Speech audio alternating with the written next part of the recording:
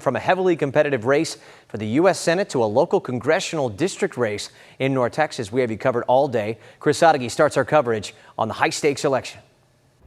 Some key races to be decided tonight to determine what the November ballot will look like. But so far, based on early voting totals, fewer voters making those key decisions. One of the big statewide races we are watching is the Republican primary runoff for U.S. Senator between incumbent John Cornyn and Ken Paxton. Cornyn held a slim margin over Paxton back in March, just 1.5%.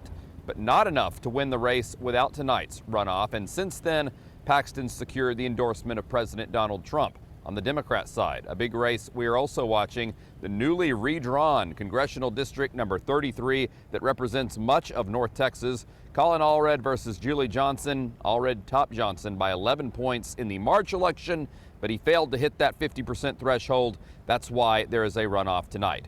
We checked the early voting numbers in our 4 major counties, and they are down nearly 66% from those who voted early in the March elections. But some context to those numbers: the early voting period is shorter for the runoffs, just 5 days long compared to 2 weeks. And even though runoffs do typically see lower voter turnout, this year's Republican Senate race did drive better early voter turnout compared to past runoffs. The polls will close at 7 p.m. If you are still planning on heading out, make sure you bring what you need and know exactly where you're going. You can find all that information on our voter guide at wfa.com/vote.